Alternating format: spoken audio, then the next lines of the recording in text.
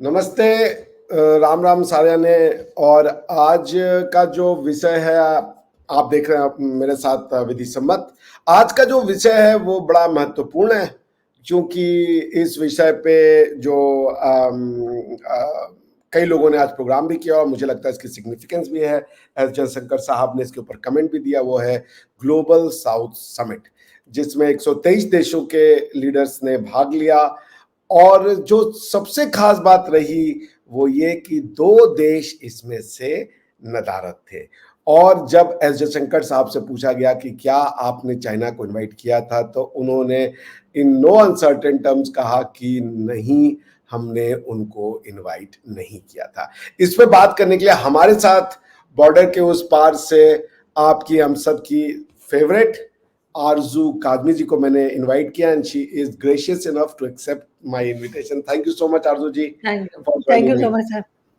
मुझे बहुत शुक्रिया सर कि आपने इनवाइट किया। हमेशा अच्छा लगता है आपके चैनल पर आके, और थैंक यू सो मच कि आपने मुझे मौका दिया। ये तो सूरज को दिया दिखाने वाली बात हो गई कि आप मेरे लिए ऐसा बोल रही हैं, but thank you so much. मुझे पता आप एक बहुत ग्रोइलिंग और बिजी शेड्यूल रहता है, और उसके बाद भी आप मेरे लिए समय निकालें, इसके लिए मैं आपका बहुत आभारी हूँ। बहुत बहुत धन्यवाद सर। आप दोस्त भी हैं, you are like a family, और अगर हम फैमिली के लिए भी टाइम ना निकाले तो वो गलत होगा। दोस्त तो अब बिल्कुल हमारे बॉर्डर के उस साइड पे जो हमारे दोस्त हैं हम उनके लिए हमेशा हाजिर हैं। बहुत शुक्रिया। थैंक यू सो मच कि आपने ऐसा कहा, और हम भी आपके लिए ऐसा ही सोचते हैं।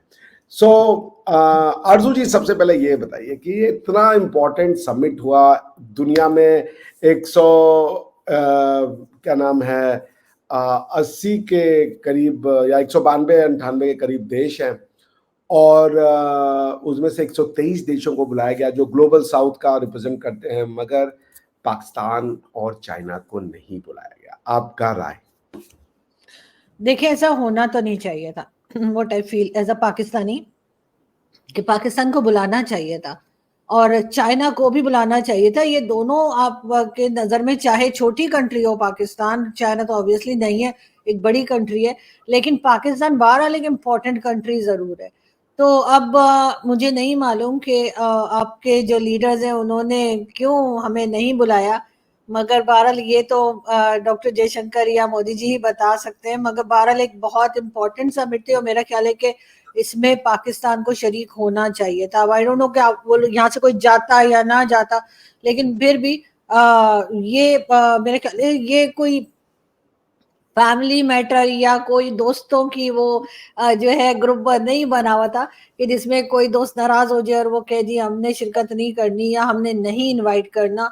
जब इंटरनेशनल लेवल पे इस तरह की समिट्स होती हैं तो उस वक्त आपको कोई पसंद हो ना हो, आपको इनवाइट करना चाहिए था। आई डोंट नो उन्होंने क्यों इनवाइट नहीं किया, ये तो जो आपके लीडर्स हैं वही एक्सप्लेन कर सकते हैं, और हो सकता है उनके पास कोई जेन्युइन रीजन हो पाकिस्तान और चाइना को इनवाइट ना करने की।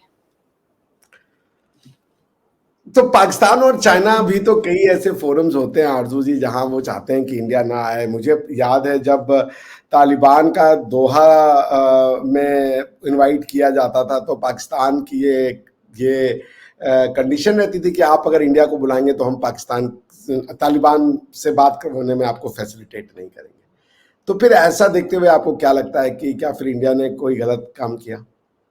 नहीं, पाकिस्तान ने ऐसा किया तो पाकिस्तान ने गलत किया। पाकिस्तान को कोई राइट नहीं है कि वो अफगानिस्तान या किसी भी कंट्री के लिए, किसी दूसरी कंट्री को, चाहे वो भारत हो या कोई भी, उसको रोकने के लिए कहे या कहे कि जी अगर ये आएंगे तो हम नहीं आएंगे या हम आने नहीं देंगे। लेकिन अगर एक ने गलत किया है तो आपकी तरफ से गलत दूसरे को गलत साबित नहीं करता। एक के गलत करने को आप ये नहीं कह सकते कि आप भी गलत करेंगे तो वो चीज दोनों मिलकर सही हो जाएगी। पाकिस्तान ने जो जिस तरीके से मना किया अफगानिस्तान के टाइम पर या किसी और जगह अगर भारत को, तो मैं तो बिल्कुल सपोर्ट नहीं करती पाकिस्तान के इस फैसले को।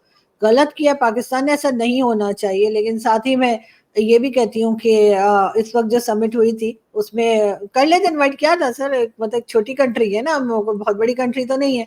और लेकिन खैर चाइना बड़ी कंट्री है। मुझे नहीं पता कि ये दोनों को एक साथ क्यों हमें जो है वो टारगेट किया गया या दोनों को एक साथ ही क्यों बाहर रख दिया गया। लेकिन फिर भी आई होप कि आगे जाकर कुछ बेहतरी आएगी और आइंदा से कोई इस किस्म की कहीं भी मीटिंग होती है, कोई समिट होती है, तो ना तो पाकिस्तान इस तरह की कोई स्टेटमेंट दे कि नहीं आएंगे या नहीं बुलाएंगे, और भारत से भी हम ये एक्सपेक्ट करते हैं। अच्छा, मैं ये देख रहा था क्योंकि ये जो पूरी ग्लोबल साउथ की मीटिंग हुई आरजू जी, उसके दो पार्ट थे। एक में जो ग्लोबल लीडर मिले यानी हेड ऑफ द स्टेट मिले, और दूसरा वो था जिसमें मिनिस्टर्स मिले। तो ग्लोबल हेड ऑफ स्टेट जो मिले वो मेरे ख्याल से 33 कंट्री के लोग थे, आई गेस इफ अगर मैं गलत नहीं हूँ, 21 कंट्रीज के लोग थे जो जिनके की हेड ऑफ स्टेट आए, और 31 में फॉरेन मिनिस्टर के लेवल के लोग आए। तो इसमें मैं देख रहा था उन कंट्रीज के नाम जिनको बुलाया गया था, जिनके हेड ऑफ स्टेट शामिल हुए इस ग्लोबल साउथ समिट में। वो हैं Bangladesh, Belarus, Bhutan, Chile, El Salvador, Ethiopia, Fiji, Grenada, Guyana, Lao, PDR, Marshall island, Mauritius, Mongolia, Nepal, Oman, Sri Lanka, Suriname, Tajikistan, Timor Leste, Uruguay and Vietnam. ये सारी कोई बहुत पावरफुल कंट्रियां नहीं हैं या कोई ऐसी कंट्रियां नहीं है। तो आपको क्या लगता है कि बांग्लादेश को बुलाना, बांग्लादेश के हेड ऑफ स्टेट को बुलाना, और पाकिस्तान के हेड ऑफ स्टेट को एक रॉयल स्नब देना, और बांग्लादेश का एक्सेप्ट कर लेना इस हेड ऑफ स्टेट में आने के लिए, और चाइना को न बुलाए जाने के बावजूद, तो आप क्या देखती हैं कि भारत बांग्लादेश में भी एक स्टेटमेंट दे रहा है कि आपको अपने प्रायोरिटीज तो डिटरमाइन करने पड़ेंगे, आप एंटी इंडिया नहीं हो सकते? देखिए, मेरा ख्याल से बांग्लादेश एंटी इंडिया होने जा भी नहीं रहा है, और पाकिस्तान को भी एंटी इंडिया नहीं होना चाहिए। हम अब हमारी दोनों तरफ की जो कंट्रीज हैं, चाहे भारत हो या पाकिस्तान, दोनों को थोड़ा सा मिच्योर होना पड़ेगा और आगे की तरफ बढ़ना पड़ेगा। हमारे तो बड़े कुछ लोगों ने ये भी कहा, इवन मेरे शो में आके भी कुछ पाकिस्तानी जो है उनका ये कहना है कि जो पाकिस्तान के टीवी चैनल्स पे जब भारत की बात होती है तो एक तरह से दुश्मन मुल्क या ये कहा जाता है, तो ये कहना पाकिस्तान के चैनल्स को बंद करना चाहिए। अब हमें थोड़ा-सा मैच्योर तरीके से बिहेव करना चाहिए। ठीक है, एक दूसरे की जो गवर्नमेंट पॉलिसीज़ होती हैं उससे आप कह सकते हैं कि आपको नहीं पसंद। हमारे यहाँ से कई बार टेररिज़्म की भी बात की जाती है, वो सारी चीज़ें अपनी जगह ठीक है। लेकिन कहीं न कहीं जाकर एक दूसरे के खिलाफ जो एक एंटी पाकिस्तान और एंटी इंडिया एक सेंटिमेंट्स है ना, उनको मेरा ख्याल है थोड़ा-सा कम करने की ज़रूरत है। इसलिए कि ऐसा करके फ़ायदा तो कोई नहीं हो रहा। या तो हमें कोई फायदा हो रहा हो, हमने कश्मीर ले लिया हो, या आपको फायदा हो रहा हो, आपके यहाँ टेररिज्म रुक गई हो, जो कि बार बार कहा जाता है कि पाकिस्तान साइड से की जाती है या लोग जाते हैं, जो भी, वो तो नहीं हो पा रहा। तो क्यों ना साथ बैठकर और इन इश्यूज को सॉल्व किया जाए, साथ बैठकर इनके ऊपर काम किया जाए और इन चीजों को रोका जाए। पहले जरूर पाकिस्तान की तरफ से ये चीजें हुआ करती थी कि जिसमें कई टेरर ऑर्गेनाइजेशंस जो हैं उनको सपोर्ट किया जा रहा था, अभी भी किया जा रहा है। मैं ये नहीं कह रही कि अभी सारे सही हो गए, मगर अब एक तरफ ये जरूर कहते हैं कि नहीं, हम ऑपरेशंस कर रहे हैं, हम सपोर्ट नहीं कर रहे, लेकिन अगर साथ मिलकर काम करेंगे तो मेरा ख्याल है ये चीजें किसी हद तक कम की जा सकती है। अच्छा, आपको क्या लगता है कि ये जो आपकी जो राय है, मैं इससे सहमत हूं, मगर ये इतना आसान नहीं है, क्योंकि अगर हम साथ बैठते हैं और बस चीज़ों को एक तरीके से देखते नहीं है, तो साथ बैठने का कोई बहुत बड़ा परिणाम आएगा आरजू जी, मुझे ऐसा नहीं लगता। लेकिन आपकी बात में दम है कि हमें साथ बैठने की आवश्यकता है। ये मुझे बताइए, आज मैंने एक और खबर पढ़ी जिसपे भी मैं आपका कमेंट चाहूंगा कि इमरान खान साहब ने अप्लाई किया है ऑक्सफोर्ड में वाइस चांसलरशिप के लिए। इसको आप कैसे देख रही हैं? क्या इजाजत मिलेगी उनको बाहर आने की? सर, पहले तो मैं ये कह दूं कि जो पहले बात हम कर रहे थे कि एक लाइन उसकी जरूर बोलूंगी कि साथ बैठ के आपको लगता है कि मुश्किल है, तो सर बगैर बैठे हमने कौन सा मसला हल कर लिया है? क्या हमने लड़कर, हमने एक दूसरे को जो है वो यूनाइटेड नेशन में जाकर कभी पाकिस्तान कुछ कहता है, कभी भारत कुछ कहता है, कभी इंटरनेशनल लेवल पे भारत हमारे खिलाफ बात करता है, कभी हम करते हैं, कुछ हासिल हुआ? कम से कम हमें तो कुछ हासिल नहीं हुआ, आप लोगों का नहीं मालूम, लेकिन पाकिस्तान को तो कुछ नहीं मिला। तो क्यों ना अपने अंदर जो हमारी कंट्री के अंदर यानी जो प्रॉब्लम्स है उसको हम सॉल्व करने की कोशिश करें, और अगर हमसे अकेले से नहीं हो पा रहा और हम कंट्रोल नहीं कर पा रहे, तो क्यों ना हम अपने पड़ोसी मुल्क जिसको हमसे कई शिकायतें हैं, हम उनसे कोई मशवरा कर लें, कोई आइडिया ले लें, कोई एडवाइस ले लें।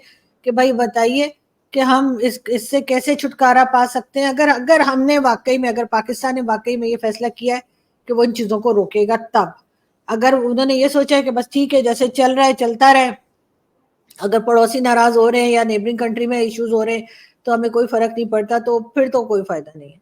लेकिन अगर वाकई में करना चाहते हैं तो हमें एडवाइस लेनी होगी, चाहे वो भारत की हो, चाहे अमेरिका की हो, चाइना की हो, किसी की भी हो, लेकिन इस चीज को अब रुक जाना चाहिए। मेरे ख्याल से बहुत हो गई इतने सालों में। बाकी इमरान खान साहब, सर ये पहले मेरा ख्याल है बाहर तो आ नहीं सकेंगे इमरान खान साहब अभी, अगर उन्होंने ये अप्लाई किया भी है, जो कि डेफिनेटली उन्होंने किया है, तो ये न्यूज हमने कोई कुछ टाइम पहले भी सुनी थी और सब बड़े हैरान हो रहे थे कि उन्होंने इमरान खान को कैसे ऑफर कर दिया है। लेकिन इमरान खान अभी जैसे आपने देखा कि लेफ्टिनेंट जनरल फैज हमीद जो है वो भी अरेस्ट हुए, आईएसआई के जो डीजी आईएसआई थे वो भी इमरान खान के टाइम पे वो भी अरेस्ट हुए। तो इमरान खान के गिर्द जो घेरा है या इमरान खान की जो प्रॉब्लम्स है वो बढ़ती हुई दिखाई दे रही है, घटती हुई नहीं दिख रही। इमरान खान जो है वो बाहर आते हुए दिखाई नहीं दे रहे। थोड़ा बहुत चांस जो उनका बाहर आने का था वो फॉर्मर डीजी आईएसआई के अरेस्ट होने से वो भी खत्म हो गया है, क्योंकि वो इमरान खान के राइट हैंड कहलाते हमेशा से। और उसके बाद उनके कई दूसरे साथी भी अरेस्ट हुए हैं उनके ऊपर। यानी ये तो ऐसा नहीं है कि ये कोई सिविलियन गवर्नमेंट को कुछ करने जा रहे थे, जो अभी तक जो न्यूज हमें मिली है कि सिविलियन गवर्नमेंट को कर रहे होते हैं तो फौज को कोई प्रॉब्लम नहीं है, सिविलियंस के साथ जो मर्जी करो। लेकिन ये तो फौज के अंदर फौज कुछ करने जा रही थी जिसकी वजह से इनको अरेस्ट करने किया गया। वो एक ऊपरी सी बात है कि जी इन्होंने ये किसी के डाका मारने गए थे या किसी से हाउसिंग स्कीम वाले से कुछ ले रहे थे, ये बहुत मामूली चीज है। असल में तो जो लोगों पे बात की जा रही है वो ये कि ये इमरान खान को बाहर ला रहे थे, इमरान खान को ये प्राइम मिनिस्टर बना रहे थे 10-15 साल के लिए, खुद आर्मी चीफ बन रहे थे। तो ये सारी चीजें जो इमरान खान के खिलाफ निकली हैं, उसके बाद इमरान खान बाहर आ सकेंगे और इमरान खान कोई लंदन जा सकेंगे या किसी भी दूसरी जगह जा सकेंगे, ऐसा पॉसिबल दिखता नहीं है। इमरान खान की रिक्वेस्ट करने से कोई मतलब नहीं है, क्योंकि जब इतने सीरियस किस्म की एलिगेशन उन पे लग गई हैं तो अब उन्हें बाहर कौन निकालेगा। मुझे तो नहीं लगता इमरान खान बाहर आते हुए, हो सकता है आ भी जाए, यहाँ पे तो हर कुछ भी पॉसिबल है, लेकिन इस वक्त तो उनके बाहर आने के चांसेस ना होने के बराबर है। कुछ लोग ये कॉन्स्पिरेसी थ्योरी बोल रहे हैं आरजू जी कि ये न्यूज़ जानबूझ करके लीक की गई है और जो इनकम्बेंट गवर्नमेंट है अभी शहबाज शरीफ की, उसको एक तरीके से रैंसम पे लिया जा रहा है कि देखिए अगर आप नहीं करेंगे तो हम ऑल्टरनेटिव गवर्नमेंट तैयार कर रहे हैं, तो you better toe the line. इस कॉन्स्पिरेसी थ्योरी को आप कैसे देखती हैं? सर ये बात तो बहुत दिनों से चल रही है, जब से शहबाज शरीफ आए हैं तब से यही कहा जा रहा है कि ये कुछ ही टाइम के लिए है। पहले कहा गया कि सिर्फ बजट तक है, फिर कहा गया आईएमएफ का लोन लेने तक है, फिर शहबाज शरीफ को हटा दिया जाएगा और अभी भी यही बात की जा रही है। कुछ लोग कह रहे हैं कि सितंबर अक्टूबर तक शहबाज शरीफ साहब की गवर्नमेंट को लपेट दिया जाएगा। जहां तक इमरान खान साहब की बात है कि कहा जा रहा है कि इनको जो है वो वाइस चांसलर या इस तरह की कोई जॉब इनको ऑफर हुई है और ये करना चाह रहे हैं। तो ये न्यूज तो सर मेरे ख्याल है, if I am not wrong, ये ऑलमोस्ट 4 वीक्स पहले भी ये न्यूज आई थी और हमने इसके ऊपर वीडियोस भी की थी कि इमरान खान कैसे कर सकते हैं जेल के अंदर से। लेकिन शहबाज शरीफ साहब, उनका तो मैंने सुना है बैग, उन्होंने अपनी लगेज खोला ही नहीं है उन्होंने प्राइम मिनिस्टर बनने के बाद, क्योंकि उनको लगता है कभी भी बुलावा आ जाएगा और कहा जाएगा घर वापस जाओ, तो हो सकता है वो घर वापस चले जाए। तो शहबाज शरीफ साहब से ज्यादा कमजोर गवर्नमेंट पाकिस्तान में अभी तक नहीं आई। ये मैं, हो सकता है इनके बाद कोई और ऐसा आ जाए जो उनका रिकॉर्ड तोड़ दे तो और बात है, मगर इस वक्त शहबाज शरीफ साहब की पाकिस्तान की हिस्ट्री में सबसे वीक तरीन कहना चाहिए कि गवर्नमेंट है। और इनकी इनकी हुकूमत इतनी कमजोर है कि रोज सुबह को लोग सोचते हैं शायद याद चले गए होंगे। तो इसलिए इनको हटाने का या इनके हट जाने के ऊपर किसी को कोई खास हैरत नहीं होगी, और उसमें डेफिनेटली इमरान खान का कोई रोल नहीं है। आरजू जी 1 मिनट आ गया वो जी। तो आप इसी से मैं दूसरा क्वेश्चन आपसे पूछना ये चाहूंगा कि जो ये पाकिस्तान की पॉलिटिकल इंस्टेबिलिटी है और आप कह रही हैं कि शहबाज शरीफ जी ने अभी तक अपना वो नहीं पैक किया है, अनपैक किया अपना सामान या कुछ और चीजें, तो वो ये गवर्नमेंट कैसे फंक्शन करेगी जब इसको ये पता है कि हम कभी भी जा सकते हैं। तो ये पॉलिटिकल इंस्टेबिलिटी से ज्यादा खतरनाक है जब डिसीजन पैरालिसिस है। कैसे देखती हैं इसको आप? देखिए बिल्कुल ऐसी ही बात है, लेकिन अनफॉर्चुनेटली शुरू से यही होता है कि शहबाज शरीफ साहब की ये गवर्नमेंट जब से आई है, पहले दिन से यही बात की जा रही है कि ये बहुत थोड़े दिनों के लिए आए हैं, इसके बाद कोई और गवर्नमेंट लाई जाएगी जो कि टेक्नोक्रेट की गवर्नमेंट होगी, और उसको 2 साल चलाया जाएगा। उसके बाद वो 2 साल में वो जो भी पाकिस्तान के मेन प्रॉब्लम्स हैं उनको वो मैनेज करेंगे, और उसके बाद फिर इलेक्शंस होंगे और फिर किसी को लाया जाएगा। ये बात यहाँ पे चल रही है, और बहुत टाइम से चल रही, जब से इलेक्शंस हुए तब से यही बात की जा रही है। और ये भी कहा जा रहा है कि शहबाज शरीफ साहब की गवर्नमेंट सिर्फ उस वक्त तक के लिए ही है जब तक के वो नाम सेलेक्ट नहीं हो जाते, जो कि नई गवर्नमेंट में लोग आएंगे, जो कि खुद बनाई जाएगी टेक्नोक्रेट की गवर्नमेंट। अब ये टेक्नोक्रेट एक हमारे यहाँ नया वर्ड एक इंट्रोड्यूस कराया गया, वरना ब्यूरोक्रेट्स तक ही हमें समझ आती थी, लेकिन एनीवे टेक्नोक्रेट्स जो है उनमें कई लोगों के नाम आ रहे हैं, जिनको के दो के नाम है जो प्राइम मिनिस्टर बनाए जाएंगे और बाकी मिनिस्ट्रीज दी जाएंगी, और उसके बाद 2 साल। अब 2 साल चलेगी या 10 साल चलेगी, ये तो खैर आने वाला वक्त ही बताएगा। आपको याद होगा कि अगर आप हिस्ट्री में पढ़ें तो जियाउल हक ने कहा था कि वो 90 डेज में इलेक्शंस करवा के चला जाएगा, लेकिन वो 11 साल बैठा रहा। अब एक बार अगर ये टेक्नोक्रेट आ गए, जिनको के डेफिनेटली एजेंसीज और आर्मी ही लाएगी, खुद से तो पब्लिक तो लाएगी नहीं, तो फिर इनको 2 साल बाद कैसे हटाया जाएगा, कौन हटाएगा, और कैसे इलेक्शंस होंगे, ये सारी चीजें जो हैं यकीनन ये काफी मुश्किल सवाल है, जिसका जवाब अभी तक किसी के पास नहीं है। मगर लोगों को ये जरूर पता है कि पाकिस्तान की हालत इस वक्त बहुत खराब है, पाकिस्तान के लोगों की हालत इस वक्त बहुत खराब है, और जिस तरह के यूटिलिटी बिल्स आ रहे हैं, जिस तरह के लोगों को इलेक्ट्रिसिटी के बिल आ रहे हैं, लोगों के पास जॉब्स नहीं है, लोग कई इस तरह के केसेस भी सामने आए हैं मीडिया में, मेन स्ट्रीम मीडिया में, जिसमें लोगों ने खुदकुशियां तक की हैं, लोग सुसाइड कर रहे हैं अपनी इसी टेंशन और स्ट्रेस की वजह से। हालांकि लोग कई बार समझाते हैं, जब इस तरह के केसेस देखते हैं तो लोग कहते हैं कि आप लोगों के, यानी जो लोग इतना ज्यादा स्ट्रेस लेते हैं और सुसाइड की तरफ जाते हैं, उनके सुसाइड करने से बिल तो नहीं खत्म होगा, बिल तो फिर भी देना पड़ेगा उनकी फैमिली को, जो पीछे रह गए होंगे उन लोगों को। तो लोग इतना ज्यादा स्ट्रेस ना लें, मगर क्या करें, लोगों के हाउस रेंट से ज्यादा इलेक्ट्रिसिटी का बिल है, ये हालत हो गई है लोगों की। मगर गवर्नमेंट को कोई फर्क नहीं पड़ता, पॉलिसी मेकर्स को कुछ नहीं हो रहा, जो पाकिस्तान चला रहे हैं उन्हें कोई फर्क नहीं पड़ता, बिकॉज इनकी फैमिलीज यहाँ नहीं है, इनकी फैमिलीज कोई इंग्लैंड में है, कोई अमेरिका में है, कोई कनाडा में है, कहीं और रहते हैं, और इन्हें ना ही पैसों की कमी है। अगर इन केस यहाँ पर भी इनकी फैमिलीज रहती हो तो इन्हें कोई फर्क नहीं पड़ता, जितना मर्जी इनके पास यूटिलिटी बिल्स आए। मगर आम पब्लिक क्या करे, इंटरनेट को स्लो डाउन किया, उस पर लोगों ने बहुत शोर मचाया है, बहुत लोगों की जॉब्स चली गई हैं। कई लोग, आपको पता है कि यूट्यूब के अलावा भी कई तरह की जॉब्स ऑनलाइन किया करते हैं, उसमें डॉक्यूमेंट्स भी ट्रांसफर करने होते हैं, कई काम करने होते हैं। उन कंपनीज ने पाकिस्तानीज को निकाल दिया है। अब वो पाकिस्तानी कहाँ जाए, गवर्नमेंट खुद इस काबिल है नहीं कि हर एक को जॉब प्रोवाइड कर सके, लेकिन अगर खुद कोई कोशिश करके अपनी काबिलियत से या अपनी काबिलियत को बढ़ाकर अगर कोई जॉब लोग ले लेते हैं, तो वो किस तरह करें अगर आप इंटरनेट को स्लो कर देंगे।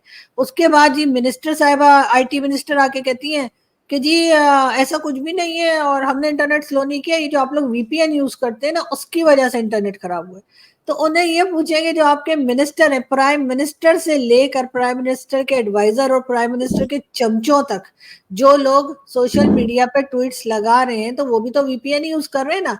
तो आप उन्हें क्यों नहीं रोकती वीपीएन यूज करने से, आम पब्लिक को क्यों रोका जा रहा है? और ऐसी कौन सी बात है जिससे इतना खौफ है, इतना डर है?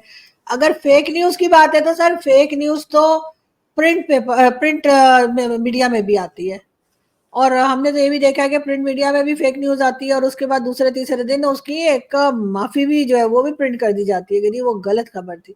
तो फिर सोशल मीडिया पे इतना इतना जोर क्यों? तो ये सारा कुछ इसलिए भी है कि इनको लगता है कि लोग सोशल मीडिया के जरिए बहुत कुछ अवेयरनेस लोगों में आ रही है। अगर हम लोग अब भारत को समझने लगे हैं, अगर अब हम अपनी हिस्ट्री को समझने लगे हैं, अगर हमें कई चीजों में पता लगा, हमें जो वॉर हुई हिंदुस्तान पाकिस्तान की, अगर हमें उसके बारे में पता लगा है कि कौन जीता था कौन हारा था, जो कि हमारी पाकिस्तानी स्टडीज में तो गलत ही पढ़ाया जा रहा था, तो उसका एक मेन सोर्स जो है वो तो सोशल मीडिया है। यूट्यूब है, चैनल्स हैं, न्यूज़पेपर जो हम पढ़ते हैं, आपको शायद हैरत होगी कि भारत के बहुत से न्यूज़पेपर्स जो हैं वो पाकिस्तान में बैन है और आप उसका पेज खोल ही नहीं सकते। कई न्यूज़पेपर्स के लिए मैंने आर्टिकल्स भी लिखे हैं इंडिया में और वो आर्टिकल्स मैं खुद ही नहीं पढ़ पाती क्योंकि क्योंकि वो पेज नहीं ओपन होते। तो ये डर, ये खौफ जो है, ये पाकिस्तान के जो पॉलिसी मेकर्स हैं उनको अपने अंदर से निकालना होगा। लोगों को पढ़ने दीजिए, लोगों को समझने दीजिए, सच की तरफ जाने दीजिए। अगर कोई चीज झूठी होगी तो लोग इतने सेंसिबल हैं कि वो उस बात को समझ सके। कोई भी गलत बात किसी को नहीं सिखाई जा सकती, लेकिन बस क्या करें, ये लोग इतने डरे सहमे लोग हैं कि मुझे हैरत होती है कभी।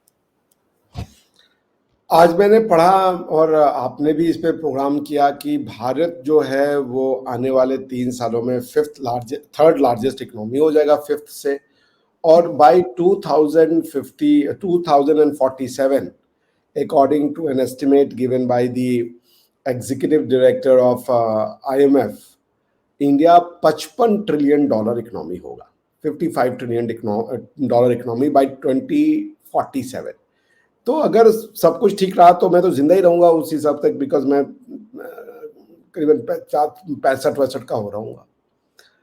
तो पाकिस्तान अपने आप को कैसे प्लेस करता है जब इंडिया $55 ट्रिलियन की इकोनॉमी हो जाएगी और आपका जो सीन चल रहा है वो आप तो कहीं एक ट्रिलियन भी पहुंच पाएंगे, या चलिए 1.5 ट्रिलियन हो सकते हैं, बिकॉज ग्रोथ तो सभी कंट्रियां करेंगी। तो फिर ये 55 गुना का जो डिफरेंस होगा, उसको देखते हुए पाकिस्तान की क्या फ्यूचर प्लानिंग है कि हिंदुस्तान के साथ वो कैसे संबंध चाहते हैं, वो क्या कदम उठा रहे हैं इसको फायर फाइट करने के लिए? देखिए, सबसे पहले तो डॉक्टर साहब, अगर भारत जो है $55 ट्रिलियन पे चला जाएगा तो पाकिस्तान उधर कभी भी नहीं जा पाएगा। उसकी एक ये रीजन नहीं है कि हम लोग काम नहीं करते या हम कुछ करना नहीं चाहते या हम कर नहीं सकते ऐसा नहीं है, बल्कि भारत एक बड़ी कंट्री है। पाकिस्तान जितना जितना एरिया पाकिस्तान का है उतना तो आपका सिर्फ यूपी है शायद। तो अब इस तरह से कंपैरिजन तो नहीं करना चाहिए, ठीक है। हम अपने हिसाब से अगर हम सही काम करें, अगर हमें जो डोनेशंस या जो लोन्स मिलते हैं हम उनको सही जगह पे लगाएं, जो काम बताया गया होता है उसी की तरफ लेके जाएं, करप्शन को रोकें, पैसा बाहर जाने से रोकें, डुअल नेशनल्स को रोकें, एक पासपोर्ट की परमिशन हो, तो पाकिस्तान भी ग्रो कर सकता है, पाकिस्तान भी बेहतर हो सकता है और यहाँ के लोग भी एक नॉर्मल लोगों की जैसे यहाँ पे जिंदगी गुजार सकते हैं। हर चीज में हम ये नहीं कहेंगे कि अगर भारत के पास ये है तो हमारे पास भी उतना ही हो, डेफिनेटली नहीं हो सकता। अगर हम चाइना के साथ, अमेरिका और भारत के साथ कंपैरिजन शुरू कर दे, लेकिन जो हमारी अपनी एक बाउंड्री है, हमारा अपना जो एक एरिया है, हम अगर उसके बारे में सोचें और हम बिल्कुल सिंसियर होके काम करें। मैं आम पब्लिक की बात नहीं कर रही, मैं उन लोगों की बात कर रही हूँ जो पॉलिसीज बनाते हैं, जिनके हाथ में पैसा आता है, जो कहीं से मांग के लाते हैं। अगर ये एनर्जी सेक्टर पे काम करें, अगर ये सिंसियरली एनर्जी सेक्टर के ऊपर काम करें और कई चीजों में पाकिस्तान की दोबारा से ट्रेड ना सिर्फ भारत के साथ कई दूसरी कंट्रीज के साथ करें, कुछ बनाएंगे तो ट्रेड करेंगे ना। हम तो कुछ बना ही नहीं रहे, हमारी तो फैक्ट्रीज बंद हो रही हैं। अभी फैसलाबाद में 100 के करीब, हमारी जो फैसलाबाद जो कि सबसे ज्यादा फैक्ट्रीज का एरिया कहलाता है, उसमें तकरीबन 100 के करीब फैक्ट्रीज बंद हो गई हैं। अब वो बंद होने की रीजन यही है कि वो जो कुछ बनाया करते थे वो सेल नहीं हो रहा, लोगों के अंदर खरीदने की पावर नहीं रही है। साथ साथ पावर से मुझे याद है कि जो पावर सेक्टर में काम नहीं किया, तो फैक्ट्रीज में अगर लाइट जाएगी, बार बार लोड शेडिंग होगी, वो कैसे काम करेंगे? तो वो लोग काम कर ही नहीं पा रहे, तो उन्होंने अपनी फैक्ट्रीज बंद कर दी। अब ये हाल आज से नहीं है, ये कोई अभी शहबाज शरीफ साहब का कमाल नहीं है, ये बरसों से ये होता आ रहा है कि कई जान पहचान वाले या कई ऐसे लोग जिनको मैंने सुना है, तो उन्होंने अपने बिजनेसेस जो है वो किसी दूसरी कंट्री में शिफ्ट कर दिए। तो फिर ऐसी सूरत में तो हम तो कहीं नहीं खड़े दिखाई देंगे, हम अभी भी खड़े हुए नहीं है, लेकिन उस वक्त हम आपको कहीं दिखाई नहीं देंगे अगर हम इन्हीं लाइंस के ऊपर चलते रहे, क्योंकि हम मानने को तैयार ही नहीं है ना कि हमसे कुछ गलत हो रहा है। हम कह रहे नहीं, हम सब ठीक कर रहे हैं, सारी दुनिया मिलके हमारी दुश्मन है, वो हमें बढ़ने नहीं दे रही। हम ये नहीं देख रहे कि हम ना काम कर रहे हैं ना कुछ कर रहे हैं, ना हम अपने अंदर जो ऐसे लोग हैं जो कि बाहर के दूसरी कंट्रीज को परेशान करते, ना हम उन्हें पकड़ रहे हैं ना कुछ और सही कर रहे हैं। बस हम ये है कि हमने यहाँ पे जो है इतना ज्यादा मजहब का चूरन बेचना शुरू किया हुआ है, बस वही चल रहा है यहाँ पे। बस फिर वही लोग रह जाएंगे जो या सरवाइव कर पाएंगे, जो मजहब का चूरन बेचते होंगे। बाकी तो सब कुछ ठप हो जाएगा, कौन हमें क्या देगा? अभी कितने कब तक चाइना देगा, कब तक हम IMF देगा? एक टाइम आएगा ना कि वो भी बंद कर देंगे। तो इसलिए आगे अगर इन्हें बढ़ना है तो अपनी चीजें इनको ठीक जरूर करनी पड़ेंगी। और दूसरी बात ये कि इनको करने के अलावा कोई और चॉइस नहीं है इन लोगों के पास जो पॉलिसी मेकर है। बिकॉज किसी दूसरी कंट्री में जाके तो ना ये मिनिस्टर बन सकते हैं, ना ये प्राइम मिनिस्टर बन सकते हैं, ना आगे पीछे गाड़ियां होंगी, ना सिक्योरिटी होगी, ना कोई शूशा। वहां पे जाके तो आपको पता है कि यूरोप में तो जिस तरह से वो डील करते हैं कि उनका जो प्राइम मिनिस्टर है वो भी साइकिल में घूम रहा होता है। तो ये तो फिर इन लोगों को तो आदतें खराब हो चुकी हैं इनकी। ये तो कहते हैं कि नहीं हमें तो बड़ा VIP ट्रीटमेंट चाहिए। तो फिर बस अगर इनको ये शोषा चाहिए तो बस फिर इनको ये सब ठीक करना पड़ेगा, अदरवाइज कोई फ्यूचर नहीं है। सो जो मैं देख रहा था कि यूनाइटेड नेशन का जो पॉपुलेशन का रिपोर्ट है उसमें ये बताया गया है कि आप 2054 तक तो आपकी पॉपुलेशन बढ़ती जाएगी, वो पीक करेगी 2092 तक, यानी कि आने वाले 70 सालों तक आपकी पॉपुलेशन बढ़ेगी, धुआंधार रेट से बढ़ेगी, और करीब करीब आप जो है 40-45 करोड़ लोग होंगे, यानी आज की पॉपुलेशन का डबल। तो इतनी बड़ी जनसंख्या को मैनेज करना पॉलिटिकली, इकोनॉमिकली, सोशली, रिलीजियसली, आपको लगता है कि क्या फ्यूचरिस्टिक प्लान देख करके आपके जो पॉलिसी मेकर्स हैं वो कुछ लिख रहे हैं, पढ़ रहे हैं, या वो सिर्फ एडहॉकिज्म यानी कि टेम्पररी बेसिस पे ही पॉलिसी बना रहे हैं? नहीं सर, कोई ऐसा नहीं है जो कि इस बारे में सोच रहा हो, बल्कि 2-3 दिन से हमारे टीवी चैनल्स पे भी एक रिपोर्ट चल रही है। और इंडिपेंडेंट उर्दू एक वेबसाइट है, उनकी रिपोर्ट जो है वो टीवी चैनल्स पे दिखाई जा रही है कि दादू एक वो है, एक सिटी है सिंध में। वहां पे वो कह रहे हैं कि जी बहुत छोटी उम्र में बच्चियों की शादियां कर रहे हैं। तो उनसे पूछा गया कि जी 12 साल की, 13 साल की ऐसे बच्चियों की तो पढ़ा क्यों है। की जा रही है? तो उन्होंने ये कहा कि गुर्बत की वजह से। और गुर्बत की वजह से, अच्छा ठीक है मान लिया गुर्बत की वजह से, लेकिन बात सारी ये कि पॉपुलेशन बहुत खतरनाक तरीके से यहाँ पर बढ़ रही है। और ये आज की नहीं बरसों से हो रहा है। मैंने जब 8-10 साल पहले जब जर्नलिज्म ज्वाइन किया था या जर्नलिज्म की पढ़ाई करके मैं फील्ड में आई थी, तो मैंने पहला आर्टिकल जो लिखा था वो पॉपुलेशन के ऊपर ही लिखा था। और आज भी वही हाल है, लोगों के इतने ज्यादा बच्चे होते हैं कि उसके बाद इनकी समझ में नहीं आती। कई जो गरीब घर के होते हैं वो तो मदरसों वगैरह में बच्चों को दे देते हैं, फिर मदरसे वाले जाने और वो बच्चा जाने के उसको वो खिलाते पिलाते भी हैं, जो पढ़ाना गलत सलत जो होता है वो करते हैं। लेकिन जाहिर है कि जिस तरह से पॉपुलेशन बढ़ रही है और जैसे आपने भी कहा कि इससे डबल से भी ज्यादा हो जाएगी, तो कोई हैरत नहीं है। लेकिन इसके ऊपर कोई भी जो है वो कोई गवर्नमेंट भी इसके ऊपर काम नहीं कर रही। कुछ टाइम पहले इमरान खान से भी पहले मेरा ख्याल है एक आध बार टीवी पे ऐड मैंने देखा था जिसपे लोगों को बताया जा रहा था कि बच्चे कम होने चाहिए। तो उसके ऊपर जो यहाँ के मुल्ला माफिया है वो खड़ी हो गई थी कि जी ऐसा कैसे, ये तो मना है रिलीजन में और आप ऐसा नहीं कह सकते। लेकिन आप ये बताएं कि खाना पीना तो दूर की बात है, रहेंगे कहाँ ये? अब हर जगह पे जहाँ पे पाकिस्तान में, जहाँ आप समझे जहाँ फसल लगा करती थी, जहाँ पे कुछ हम ऐसी चीजें लगाते थे चाहे गेहूं हो चाहे चावल हो, वहां पे हाउसिंग स्कीम बन गई है। ग्रीन बेल्ट जो है वो खत्म करते जा रहे हैं, हाउसिंग स्कीम्स बनाते जा रहे हैं, बिकॉज लोगों को इन्होंने वहां पे बसाना है। बिल्डिंग्स हो गई हैं कई कई मंजिला जो है वो फ्लोर्स बहुत ज्यादा करके कि ताकि लोग रह सके। लेकिन खाएंगे क्या? जिस वक्त खाने की बारी आएगी, क्या ये ईंटें, ये पत्थर, ये मट्टी खाने वाले हैं हम लोग? क्या खाने वाले हैं? ये नहीं सोच रहा कोई। और ये क्यों नहीं सोच रहे? मैंने आपको पहले ही कहा, इनकी फैमिलीज यहाँ नहीं है। यहाँ पर वो लोग रह जाएंगे जो कहीं जाने के काबिल नहीं होंगे। तो उनको कोई फर्क नहीं पड़ता जितने मर्जी। अगर ये इस वक्त 26 करोड़ के करीब लोग हैं, अगर 1-2 करोड़ या आधे करोड़ मर भी जाते हैं, इससे इन पॉलिटिशियंस को या इन लोगों को, ब्यूरोक्रेट्स को, टेक्नोक्रेट्स को या जो पॉलिसी मेकर्स हैं उन्हें कोई फर्क नहीं पड़ता। वो कहते हैं ठीक है कोई बात नहीं, हम इनको दिखाकर और पैसा मांग लेंगे कि जी यहाँ पे ये तो इंतजार में बैठे होते हैं कब कोई ऐसा वायरस आ जाए जिससे पाकिस्तान में कुछ 150 लोग मर जाएं, तो ये उनको दिखाकर दुनिया से कहेंगे यार हमारी मदद करो, हमारे पास वायरस आ गया है, हमारे पास वैक्सीन नहीं है, हमें कुछ पैसा दे दो। इनकी तो ईद हो जाती है, इनकी तो चांदी हो जाती है, जैसे इस किस्म की चीजें होती हैं। तो पाकिस्तान में कोई जो जिनके पास पावर है वो कोई प्रॉब्लम सॉल्व करना नहीं चाहते, वो दिखा दिखा कर ही तो सारी दुनिया से लेते। सारी दुनिया में पोलियो खत्म हो गया, हमारे यहाँ क्यों नहीं होता? इसीलिए ना कि पोलियो के नाम पर पैसा आता है पाकिस्तान में। हर कुछ दिन के बाद जो है वो कहीं ना कहीं से ये पैसे दिए जाते हैं किसी ना किसी ऑर्गेनाइजेशन की तरफ से इंटरनेशनली पाकिस्तान को कि जी आप पोलियो के ऊपर काम करें। जब तक ये पैसा आता रहेगा पाकिस्तान से पोलियो खत्म नहीं होगा। यही सारी चीजें, यही कुछ हो रहा है।